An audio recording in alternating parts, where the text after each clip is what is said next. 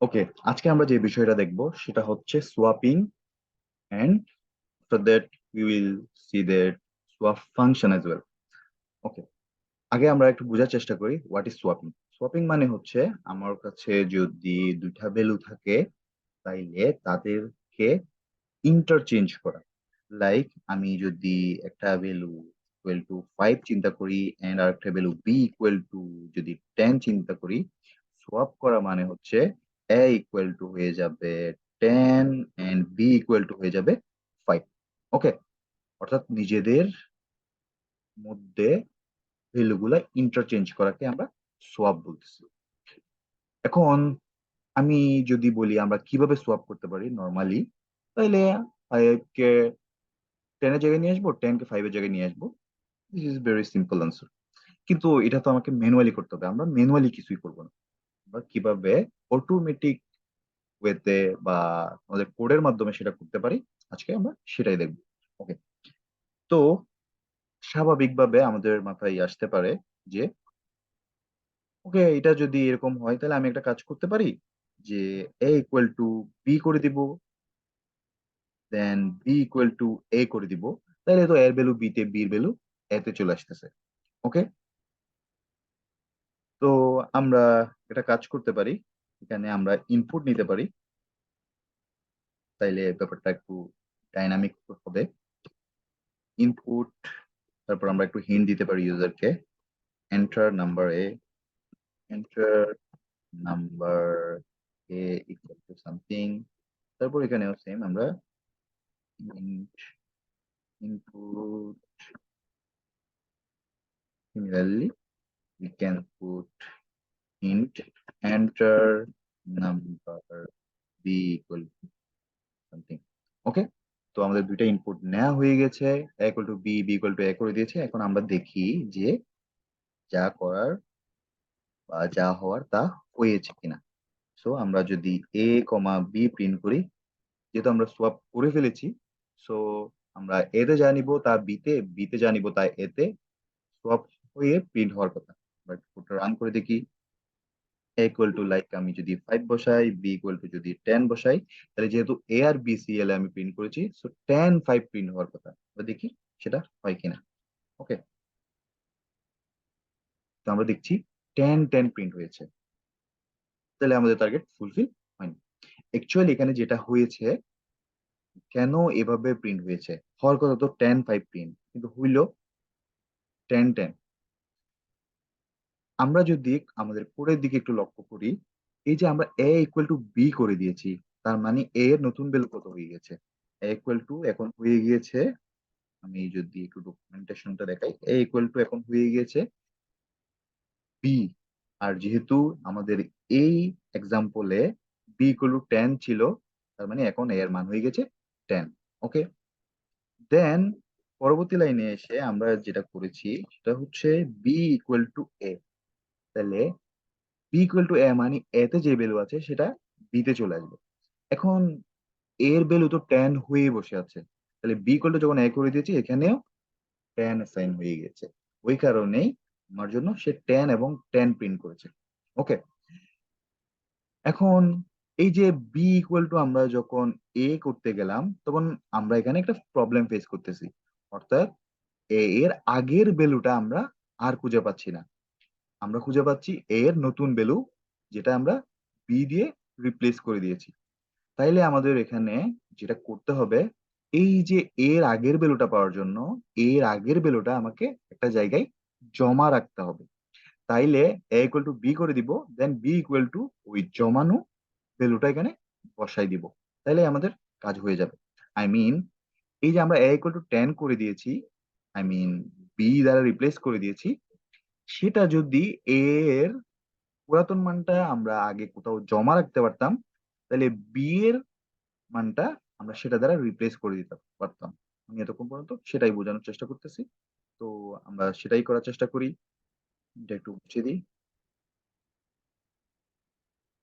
ওকে, আমরা যদি একটা ভেরিয়েবল নিই, সেটা যে কোনো কিছু হতে পারে, তবে কনভেনশন হচ্ছে temporary variable, I mean temp use করা। আমরা যে কোনো কিছু ইউজ করতে পারি, আই রিপিট, যে কোনো কিছু অ্যাকসেপ্টেবল। সো আমরা আপাতত কনভেনশনাল ওয়েতে টেম্প নিলাম এবং টেম্পের মধ্যে আমি আমার এ এর ভ্যালুটা রাখলাম। ওকে, এটা এ এর ইনিশিয়াল ভ্যালু বা আগের ভ্যালুটা। এখন আমি এ ইকুয়াল টু বি করে দিলাম। তার মানে আমি যদি এই এক্সাম্পলটার সাথে তুলনা করি, এখন আমার এ ইকুয়াল টু হয়ে গেল বি, আই মিন 10। ওকে, এখন বি ইকুয়াল টু যদি আমি এ করে দিই তাহলে তো আমার লাভ হচ্ছে না, কিন্তু আমি বি ইকুয়াল টু যদি টেম্প করে দিই, তার মানে টেম্পে কত জমা আছে, টেম্প ইকুয়াল টু এ করা মানে এখানে জমা হয়েছে টেম্প ইকুয়াল টু 5। কারণ টেম্পে এর ইনিশিয়াল ভ্যালুটা জমা হয়ে বসে আছে। এখন বি ইকুয়াল টু যখন টেম্প করে দিয়েছি, এর মিনিংটা হচ্ছে বি তে জমা হয়েছে এই যে টেম্পের 5, সেটাই। তাইলে আমরা যখন এখন এ আর বি প্রিন্ট করব, তখন তাদের ভ্যালুটা সোয়াপ হয়ে প্রিন্ট হবে। আমরা যদি কোডটা রান করি, a equal to 5, b equal to 10, তাইলে আমাদের জন্য 10 5 আই মিন সোয়াপড ভ্যালুই প্রিন্ট হয়েছে। আশা করি আমাদের সোয়াপিংটা বোঝা গিয়েছে, অর্থাৎ কিভাবে দুইটা ভ্যালু সোয়াপ করতে হয়। এখন আমি যদি এটা এখানে না করে এটা ফাংশন লিখি, তাহলে বিষয়টা কিভাবে কাজ করবে। ওকে, আমি একটা সোয়াপ ফাংশন লিখি, tab, আমরা ফাংশনের নামটা সোয়াপ এই দিই। তো যেহেতু আমরা দুইটা ভ্যালুকে সোয়াপ করব, আমি দুইটা ভ্যালু রিসিভ করছি, একটা এক্স, একটা ওয়াই। ওকে, দেন একটা কোলন। এখন আমার কাজ হচ্ছে এই সোয়াপ করা। তাহলে আমরা এটা এখানে না করে কপি করে এই কাজটা ফাংশনের ভেতর নিয়ে যাই। ওকে, এভাবে তো লেখা যাবে না, আমাকে এগুলা এখানে নিয়ে আসতে হবে সোয়াপের প্যারালালে। ওকে, আমি এগুলা ইরেজ করে দিই, যেহেতু আমরা এই বিষয় নিয়ে অলরেডি কথা বলে ফেলেছি। ওকে, এখন আমাকে যেটা করতে হবে, এই যে তাদের ভ্যালুগুলা সোয়াপ হয়ে গেল। আচ্ছা, এখানে আরেকটা বিষয়, আমি যেহেতু আমার প্যারামিটার এক্স ওয়াই ইউজ করেছি, আমাকে এখানে এর জায়গায় X, then X equal to Y, then Y equal to 10। Okay, এভাবেই লিখতে হবে। আচ্ছা, এখন আমি যদি এখানে ফাংশনটা কল করি সোয়াপ, আমাকে দুটা ভ্যালু দিতে হবে, একটা এ দেন একটা বি।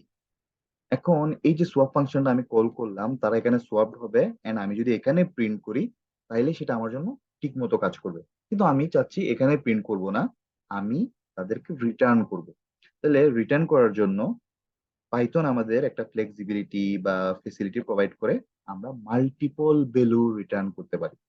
তো আমি যদি এক্স কমা ওয়াই দুজনের ভ্যালুটাই একসাথে রিটার্ন করি, তাইলে সেটা এই সোয়াপ ফাংশনের কাছে ফেরত আসবে। অর্থাৎ ফাংশনের মেইন কাজ হচ্ছে সে যখন আর্গুমেন্ট দিয়ে ফাংশনকে কল দিবে, এবং তার মধ্যে আই মিন ফাংশনের মধ্যে যদি আমরা রিটার্ন কিওয়ার্ড ইউজ করি, তাইলে যা রিটার্ন হবে সেগুলা কলিং ফাংশন বা তার প্যারেন্ট ফাংশনের কাছে ফেরত আসবে।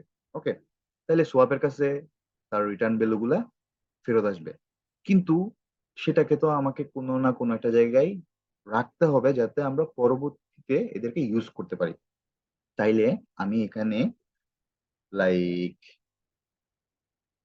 যদি পি কমা কিউ এভাবে দুইটা ভ্যালুর মধ্যে এই রিটার্ন ভ্যালু গুলাকে অ্যাসাইন করি বা জমা করি, এবং পরবর্তীতে প্রিন্ট যদি সেই পি কিউ কে দেই, তাহলে আমি আমার টার্গেটেড সোয়াপ ভ্যালু পেয়ে যাব। ওকে, তো আমরা দেখি আমাদের বিষয়টা কাজ করে কিনা। যদি কোডটা রান করি, সে আমাকে বলছে দুইটা ভ্যালু দেওয়ার জন্য, এ দেন বি। সো আমরা যদি রান করি, আমরা দেখতে পাচ্ছি সোয়াপ ভ্যালুই প্রিন্ট হয়েছে 10 5। আমরা দিয়েছিলাম 5 10, কিন্তু প্রিন্ট হয়েছে 10 5। তার মানে ভ্যালুগুলা সোয়াপ হয়েছে। অথবা এখানে আমাকে যে পি কিউ ইউজ করতে হবে বিষয়টা তাও না, আমরা চাইলে এ বিও ইউজ করতে পারি।